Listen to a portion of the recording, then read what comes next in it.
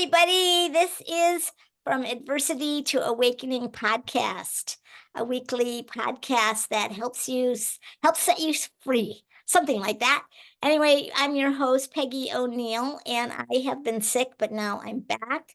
And I'm really grateful for my healing, my physical healing, and for getting back on I guess the saddle, they would say. I have a really special guest for you today. Her name is Pamela White. Dun da da da. Pamela and I have been friends since grade school when we both used to show up at the Cleveland Skating Club and we skated a bit. And then she showed up at my junior year of high school. She was a freshman and we hung out and um, she smoked cigarettes in the woods. and Filter we cigarettes. other teenage antics. Anyway, Pamela has lives now in Washington, D.C. She has gone on to become a tour de force of bringing a beautiful light of and truth and awareness into the environment. And I wanted her to come today to share with you a little bit about her traversing through adversities in her life and how that has helped her to have more of a connection with her spirit, with the joy and a sense of thriving in life. So welcome, Pamela. Thank you. You're welcome. So Pamela, a little bit about Pamela. She now is working in family services in the DC government houses down there in that place where they do that. And she is a bright light. She does guided meditations there twice a week, and they have requested her to do this. She's such a bright light that they saw her and they asked her to bring some awareness, and she's going to talk a little bit about this today. Pamela is also a student of Isadora Duncan dance, and she's been doing this quite a long time. She's very connected to her body and she has very beautiful body and movements and enjoys many things through her body. As a part of her exploration of supporting people and healing, she became an equestrian therapeutic teacher, and she incorporated Isadora Duncan dancing into the equestrian instruction, which is quite ingenious and something that and I've seen videos of it. It's really quite amazing and helps develop a certain kind of sensitivity to people who may not be able to express themselves in similar ways as we do, and helps with people develop a sensibility towards other beings and all kinds of sensitivities. Is really beautiful. And she also is a lifelong student of metaphysics and has been studying astrology since she was 12. She gives readings. She gives beautiful, profound spiritual analysis readings, and you can contact her at Pamela Goss, Gaus White, Pamela Goss White at gmail.com. And that all information will be on her speaker page. So should you want to reach out to Pamela for some guidance in that direction, please do. Okay, here we go. I'm so excited. So, Pamela, one of the things that I love about you is that you have had some definite adversity in your life. I've known about some of it. I guess when we were young, we weren't really counting that's what my parents did to me now. We're just like trying to, have a good time. But as we've entered our 20s, 30s, and beyond, you and I have pretty much been looking at our history and freeing ourselves from conflicting and restricting beliefs and ways of holding energy. So, and I've seen you blossom into this well, you've always been a genius, but now have a brilliancy to you that I want you to share with our audience. So why don't you start by telling us a little bit about a severe adversity and how it impacted your life? Well, thank you. I don't know that I'm a genius, but I appreciate being I appreciate the vote of confidence. So, as you know, Peggy, you know, I definitely came from a family that uh, was one, not at all metaphysically minded, very linear. Mhm. And there was, physical abuse, there was, you know, sexual abuse, there was, you know, kind of like gaslighting, mental abuse. There's a range of opportunities for spiritual growth. Exactly. I think one way to describe that, before I get to the example I want to give you, one way to describe it is, one of my siblings said to me once that her approach to our childhood was, um, don't feel, think, just Mhm, think. mhm. And my approach was the exact opposite by nature. Uh-huh. Mine was feel, don't think. And when I say feel, I mean sense. What's really behind this? Mhm. And that was my survival tool.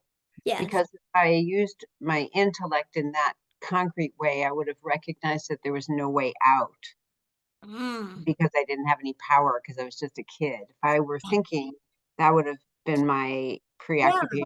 That wouldn't have ended well.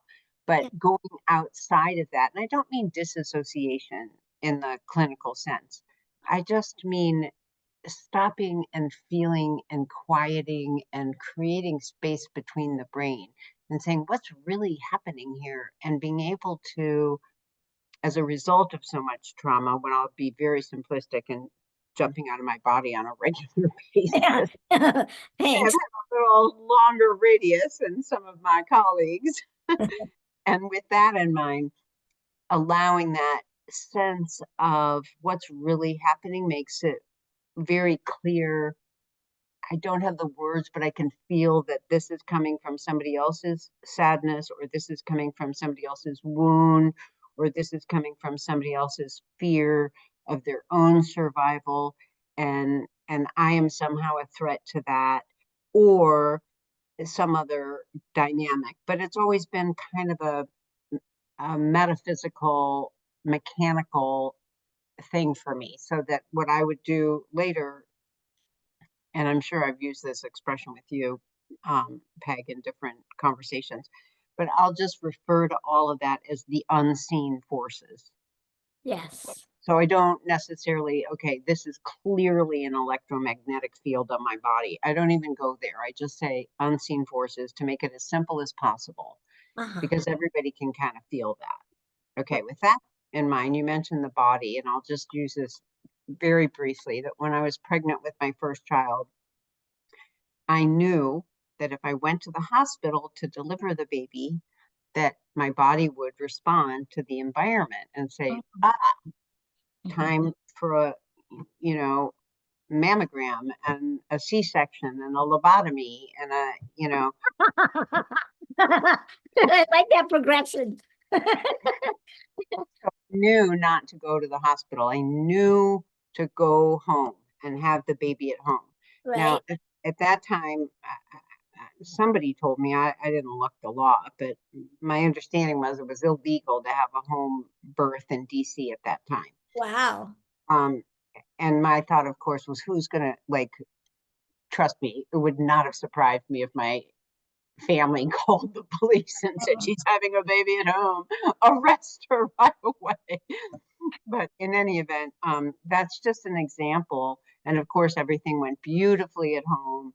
All was well. The child was like a little National Geographic Society special. She just crawled right up to the breast. I mean, Oh, it was very much the way it needed to be for me to feel safe and not in control, right. because I was very clear that my body was in control. I was Very very beautiful. respectful. I did Yeah. not get into my head at all. I was like, you are designed, you really have this clearly taken care of. I do not need to get in your way. Yeah. So So last, it sounds like from the very beginning that you had this maybe special awareness of your connection with your body and how your body would inform yeah, you yeah, about difficult situations, and also this, very major event of birthing a child, right? So Yeah. I love that. I love that you were born and you have honored and that you have nurtured this part of you that honors your body and what goes along with it. Thank you. I think Yeah. this is something that we all come in with viscerally in the womb. Yes, I would And agree. and Yeah. without going into details, because I don't think the details are so important, but there was a trauma while I was still in the womb. And I think Mhm. that accounts for this inordinate sensitivity and this hyper awareness Yes. of Yeah. listening. So I think that, again, just as a mechanic thing.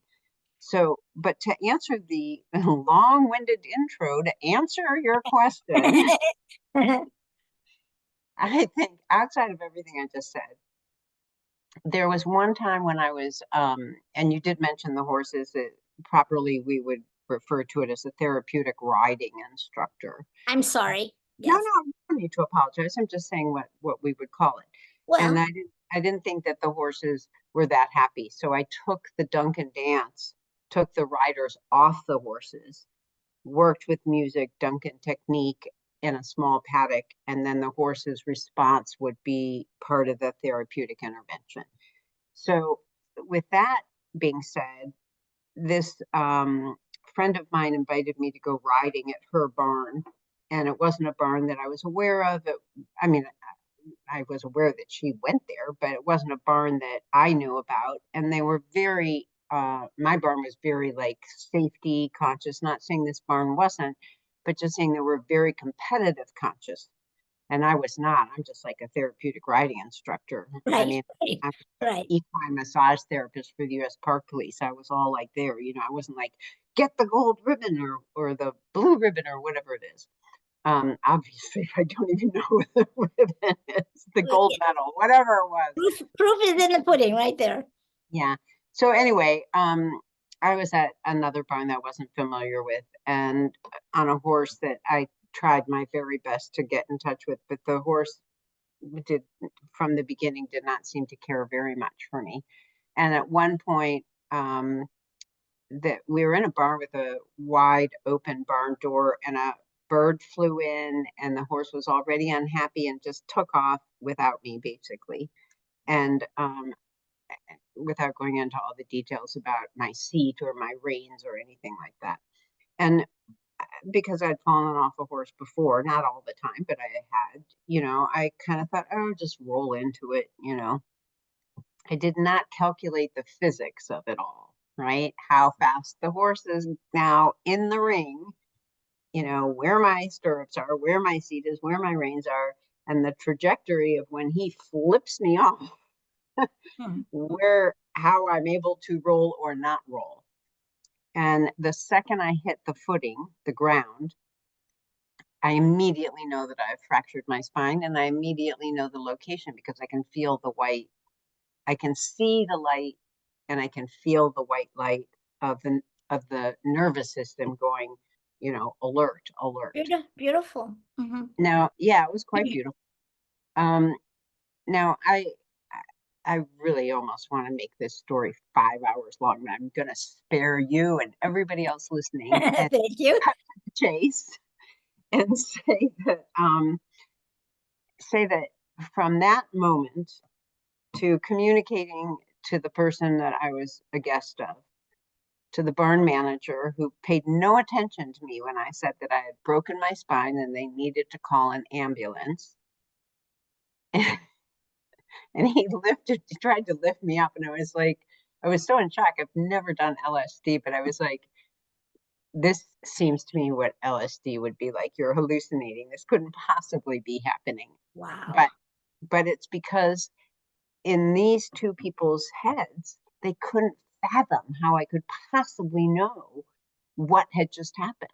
There was Mhm. no x-ray. Right, right, There was no way I could know that. So right, they couldn't grasp it.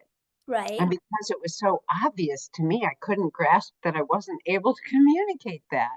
That Yeah, was such a shocker for me. yeah. And then I get to the shock trauma unit, And they're all like, just like the movies, right? They start to slice my $90 riding breeches. And I was like, oh, no, you don't. Well, you know, here, if you need to cut something, you can cut my t-shirt underneath my, don't rip this up. It has a zipper. I was very conscious of my riding clothes. But from that beginning all the way to one of the teaching doctors bringing people in, eventually I had to have surgery because the bone, and I believe this happened when the guy tried to lift me up, the bone that was broken removed itself from the spine. So now the nerves are all open and exposed. And within 20 minutes of the MRI, I'm in emergency spinal surgery.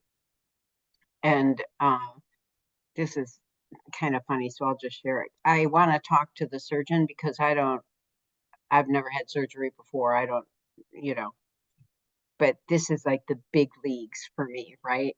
These people don't mess around. The guy is like, you want to see the wizard? Nobody sees the wizard. And I was like, Right, well, right. Interesting. I don't know. Anyway, so he comes and he has an attitude toward me that is, you don't need to be psychic to read this guy's face. He's thinking to himself, oh, the spoiled woman with her fancy horses, and now she's going to whine because I have to fix her up. You could just feel all of this. And and then he says with an attitude, what can I do for you? And I said, look, I don't even know who you are. I don't know that you haven't had 3 martinis before this surgery, and I'm going to have an appendectomy because you really don't know what you're doing. So what you do for me is tell me your plan. Tell me exactly what's happening, and then I will happily approve the surgery. But I don't know anything. Nobody's told me anything. Then Right. he was so excited that he didn't have to hold my hand, that it was an intellectual conversation. He Nice. all bullion, Yeah. Um, I So don't know that I you could. broke your back Yeah. and you So were here's in what I bed. learned. So Yeah. here's what I learned. Yeah. So tell us about how did that adversity, breaking your back, you were in bed for how many months? Well, here's the thing. I could walk right away after the surgery, but the real, like I've ever been able to cut to the chase, obviously, the real answer to the question is all along the way, from the beginning to this moment, Mm, what I have learned is yeah. that people in general are so disassociated from their bodies that Uh-huh. I am actually very unique. And I was not completely conscious of that. When my family was fighting me about the home birth, I thought, well, that's just them being mean. I didn't think they really don't Get it. feel. Right, right, right. And that ended up being, and also just backtracking, at that time I was vegan, and the or plant-based, I should say, because I wore leather chaps and stuff, but I was plant-based, and I asked if the hospital kitchen had plant-based, and but I used vegan, and they're like, we have we can accommodate you, and I was too high on morphine to check whatever it was I had to check, so they just gave me bacon, eggs, and lactose-free milk. Yeah, So that's an there you go. you see, Vegan, plant-based food. yeah. Yeah. But from my perspective, you see, this was all new to me. Like I couldn't Because imagine. you had been healthy, you hadn't been in the medical world. So this sort of opened your eyes to, oh, I hadn't here's been to a this. doctor in decades, literally, Yeah, maybe since I had the baby. I mean, yeah, and that's been 30 some years prior. yeah, So I had no concept that we are very unconscious in our general American society, and we right, are dependent. We are very dependent on healthcare, and we are not educated from day one in our little babies' hearts, or public or private or charter school anywhere, right. to educate our little ones to be aware of their bodies in this conversation of the interface between the physical and the metaphysical. So Right. let's say you have a dog, okay? I often, to try and explain how I work with my body is like a horse for me. Right. It can't talk to me the same way that I can talk to you. Right. I Right. have to listen to it in a Yes. very subtle, nuanced way. Beautiful. And I've obviously have a certain refinement with that. Yeah, you've developed a skill. Yeah. So what that eye opener piece basically says to me, this is not an eye opener just for you to say, oh, wow, this is an eye opener. This is an eye opener because you see there's a service here. And I've also, as much as I've been intractable in my obedience to the unseen forces, I've also been intractable to know that I'm not here to be served. I'm here to serve. Hmm. So, this thing, I mean, I know you were raised as a Catholic. I'm a Ukrainian Catholic, but I've studied a lot of Judaism and a little bit of Islam. The big ticket items are all that this world is created for us. This is all about us. That's Hmm. a very Judeo-Christian ethos, Right. right? We we Right. are we are the chosen people. Yeah. So I don't think that. I think it's the opposite. And this this whole thing with healing myself and knowing how to do it so efficiently, going to the surgeon after for post-op and having him tell me that, you know, this problem, and this because of the exposure of the nourish for this amount of time, whatever happens in a year is it for you for the rest of your life. And I didn't say, I wish you could have seen the thought bubble. It was like, this guy is That not happening. he's so not conscious. He is not even so he's sleeping. Somnambulism. He is sleeping. Yeah. Yeah. Yeah. Anyway, with all that being said, I think that the trajectory then brought me in to these kinds of conversations in DC government. Hmm.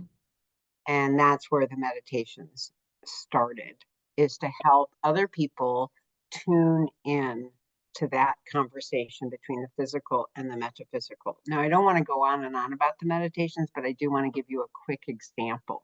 Okay. Just as an example, one of the meditations for the social workers, now this was specific for social worker month versus the weekly meditations where it could be Department of Transportation. Anybody that wants to show up can show up. So for this one time for the social workers, it's all traditional stuff, And right? You I just want to say, not in your family services office, but in all the DC government, they all have access. They all know about that yeah, you're offering. So anybody from any of these different departments can yeah, show up. So, yeah. okay, Come I in just wanted to there. clarify that. So Yeah, go ahead. okay. So, but this particular meditation I have done for all of DC government that's interested. They don't all show up. It's not like I have thousands of people showing up. But this was the first time I did this meditation was for social work month. Uh-huh. Now I've since done it multiple times because it was so successful. The obvious things that we do for meditation to get quiet, we quiet our hearts, we quiet our heads. I go through a gentle calming of every muscle from the Mm, top of the head all the way down, even to the arches of the feet. I go okay. through the whole thing to get the muscles quiet the breath. I never refer to my meditations as mindful. Mhm. My whole thing is we want to take that mind, wrap it up in a little blankie, put it in a crib, and give it a nice long nap, right? And we drop from the head into the heart. So in that feeling space. And then I often refer to that fabulous faculty of imagination that has no ceiling, no floor, no walls. It is bountiful All and possibilities. yeah. So I ask them to imagine the right side of the brain and the left side of the brain as cartoon characters of some sort that have their own personalities. Oh, And nice. because again, my age, I'm going to say Walt Disney cartoon character, but it could be anime. It could be any animated thing, or it could literally just be the physical brain with creepy mouth opening. I don't know. Whatever comes to you is fine. It's all you communicating with you. You're an observer at this point in the meditation. You're in a waking trance, a very soft theta brainwave, right? And you're just observing, how do they get along? Do they play well together? Mhm. One side a bully? Is one side repressed and locked up? Where are they? And you're not mediating, you're not an attorney, there's no accusation, there's no, you're not a therapist, you're just observing. And then after you observe, you thank them for sharing. And this, that, and the other thing, bring you back to your sense. And then I do some stretches, some modified yoga stretches, get you in your body, and then I push you on your way. But the point is that you carry that information with you and ponder it on your own Uh-huh. without having to go through some lengthy half-hour meditation that I've guided you in. You don't need any of that anymore. All you have to do is quiet the breath for a couple of breaths. Most of the people, I guess, are used to me now, but for anybody on this podcast that doesn't know this, just quieting the breath, slowing the breath. It can even be shallow, but as long as it's nice and slow, you're automatically communicating to the beautiful vagus nerve that rules the torso, because the breath comes from those muscles, right? So if I were to translate, then the vagus nerve says, oh, well, generally speaking, people in a panic are not breathing slowly, they're hyperventilating, so we must be safe. And then the rest of the nervous system says, oh, I guess we are safe. And then the heart has its own nervous system, right? 40,000 neurons on its own. So the heart says, well, if you all are safe, I guess I'm safe too. And Yeah. then the immune system says, well, everybody's safe. I don't have anything to do but reinforce all these little white cells while I'm hanging out, because we're all safe. So I don't need to be, I could do reserves, very simple. The Very guide, yeah. Okay, so I got a question to ask you, which I wanted to ask you at the beginning. I'm trying to sort of get out of this sunlight here Yeah. coming at that time of the day. So Pamela, for a while now, I've been wanting to ask you how so this, I invited you on this podcast called From Adversity to Awakening, and it has to do with strengthening your spiritual connection and bringing more joy and thriving into your life. So, how is this cultivating of the skill of being aware of your somatic experience, of being able to listen to the different parts of your brain, being able to listen to the different parts of your interiority, whether that's physical or emotional. How would you say that strengthening that skill has supported you in your awakening and in strengthening your spiritual connection? And yeah. So the first answer is connected to the service piece. Mm-hmm. That has brought me great pleasure Mm-hmm. To be to, able to teach people how to yeah, begin to build this kind of community, awareness. yeah, this kind of awareness and ultimately ascended consciousness. And Yeah, it's beyond just the physical body. It's of course. understanding the subtext of coincidences and what people call synchronicity and all of that stuff. Uh-huh. It's just becoming aware. So that's the first thing, is not just for me, but feeling like, this is a purpose that is useful. And Mhm. I should note, my actual job in child and family services is I'm actually an editor.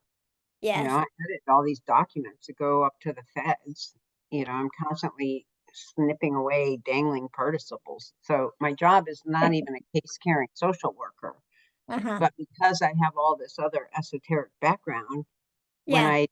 if I've done a case review or something like that, I'm not doing those now, but in the past when I did case reviews where I would interview birth parents and I would interview resource parents and age appropriate children or observe infants or whatever.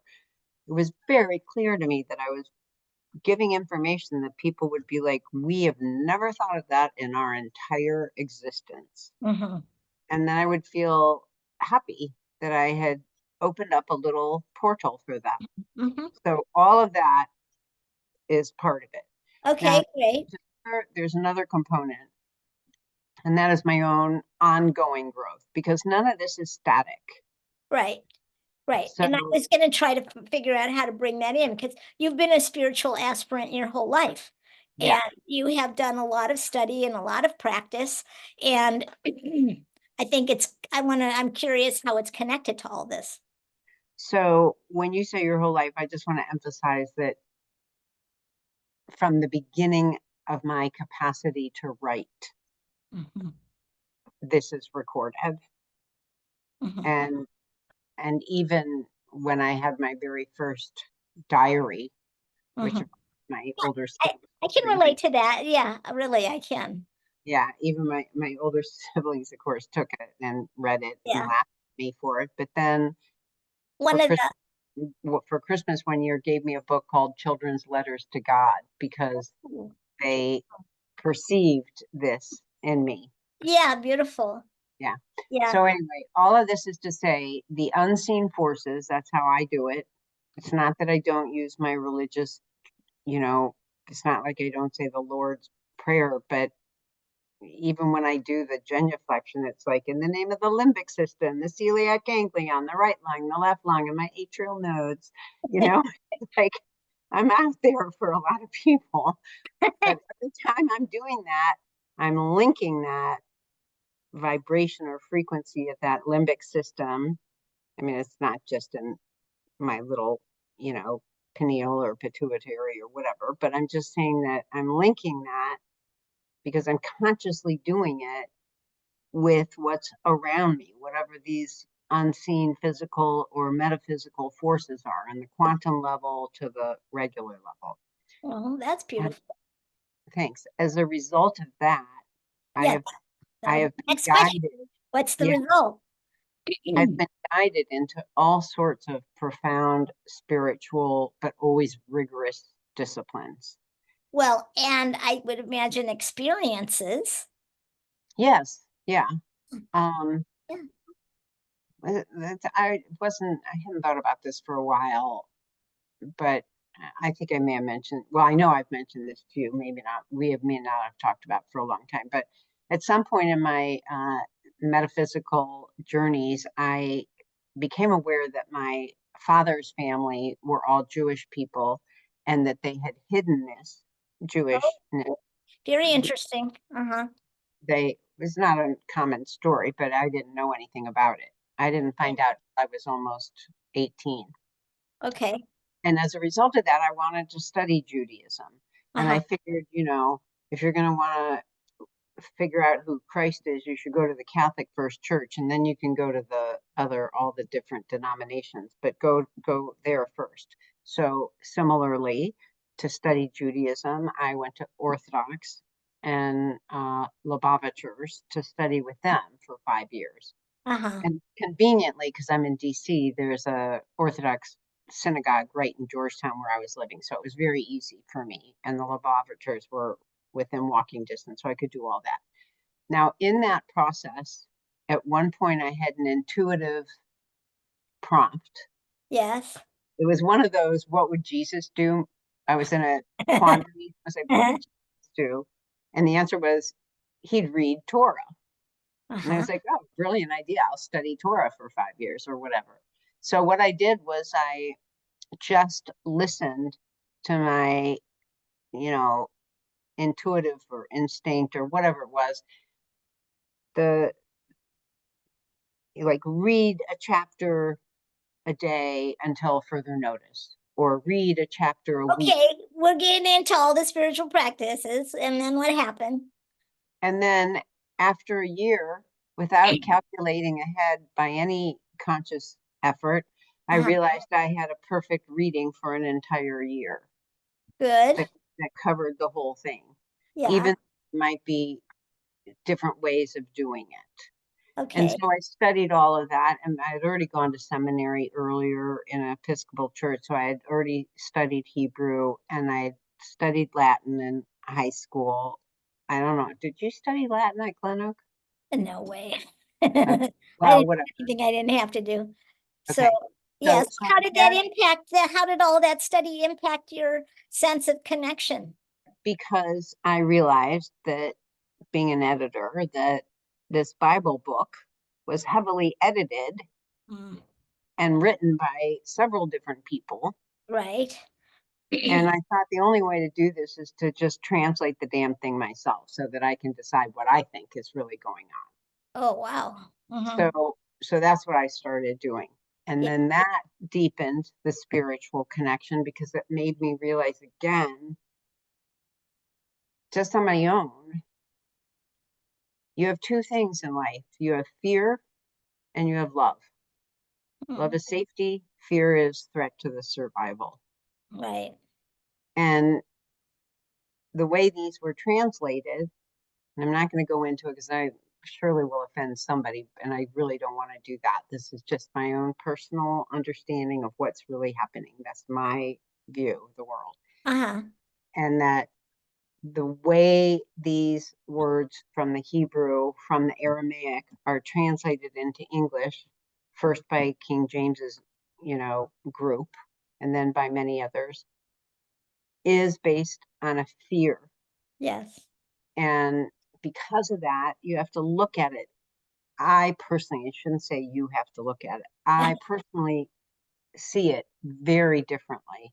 Yes. And as a result of that, it helps me see my own positioning in the world and existence differently. Hmm. And I'm very comfortable seeing things as not real, and that what looks to be not real Hmm. is more real. Yeah. Right, Okay. right. And I can give you like a really simple example is like, Jesus turning water into wine, where it's totally unnecessary. To make that into this big story is totally unnecessary. Would it just been as powerful to say that everybody felt drunk because he had such radiance in his being, you know? Mhm. And Moses, getting told to take his shoes off. Like, think about it. The vibration of our own bones and our own skin on the soil, on the ground. He's not wearing Nikes. He's not wearing those fancy red soled stilettos that Or clogs. are clogged, whatever. You know what I'm saying? Yeah. I He's mean, wearing Crocs. animal. Crocs. He's wearing animal skin. Even that had to be removed because prior to all this metal that is in the ground now being drawn out, our cars, our technology, all of that. There's nothing there but our bones to receive the vibration and the frequency that 7.8 hertz of the Earth's, Exactly. geomagnetic field. Yeah. So that has expanded all of that. And that comes from one of those rituals. So tell us, we're going to wrap up now. Tell me, Exhausted.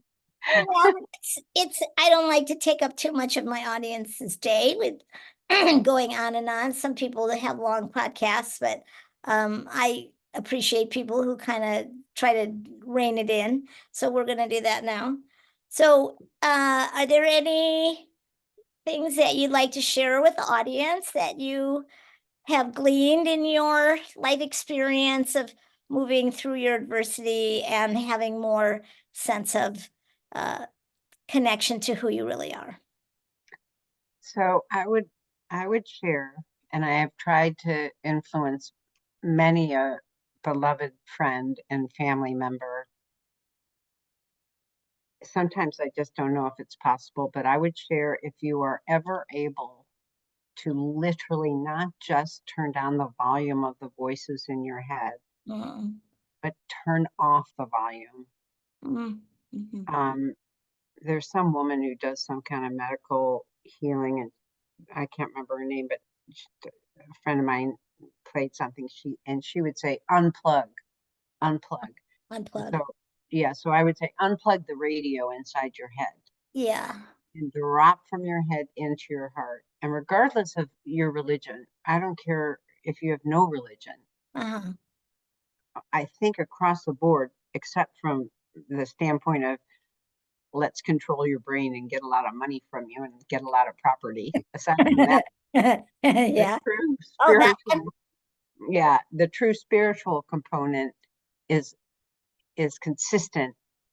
Everything is within you from that very first zygote cell division.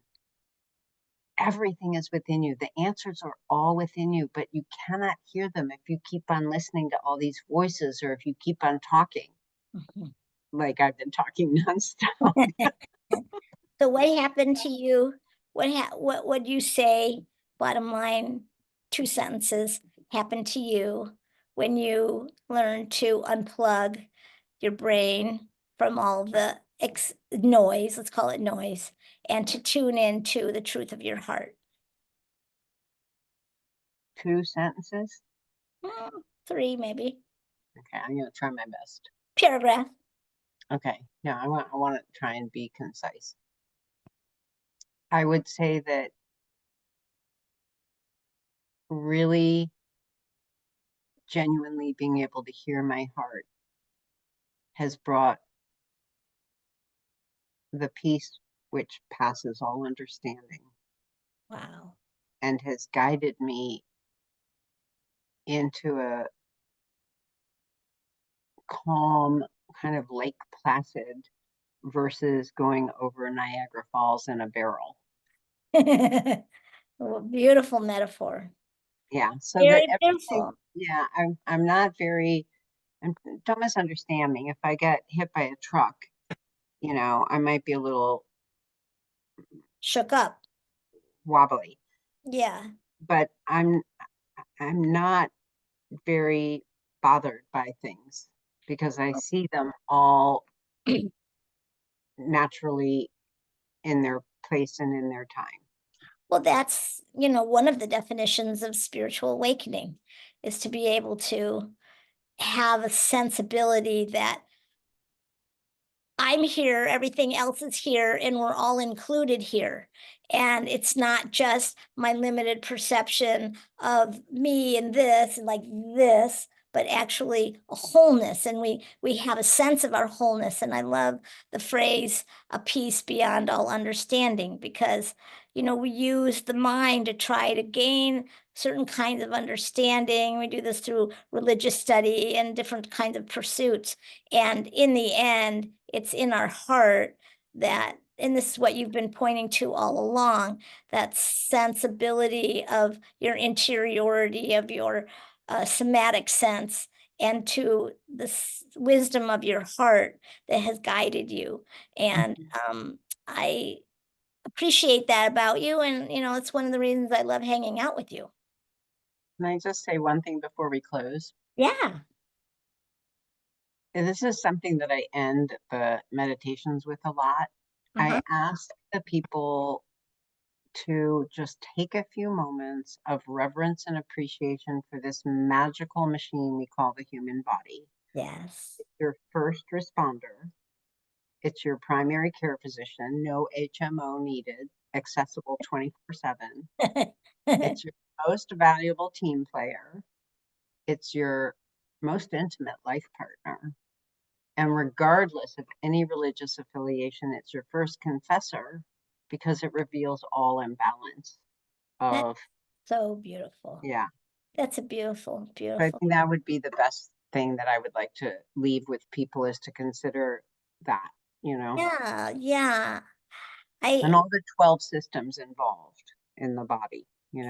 Yeah, I mean, it's infinite intelligence and infinite in the real sense of the word.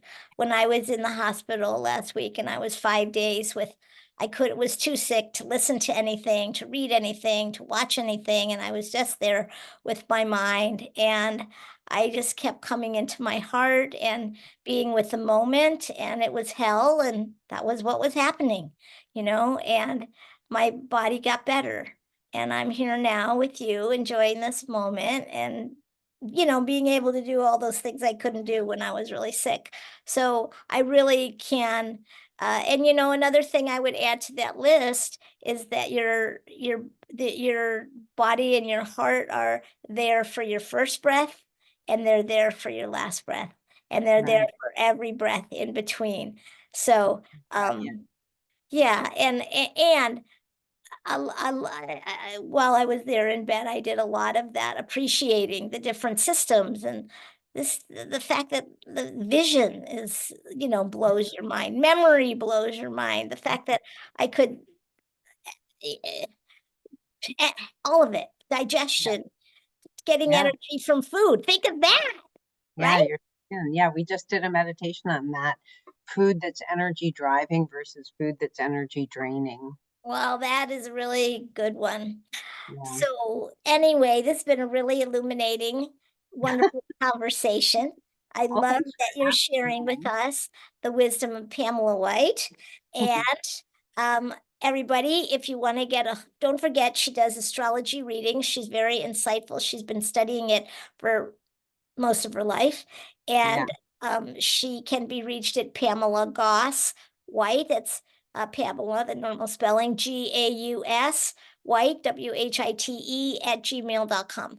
So tune in to Pamela or write her and whatever.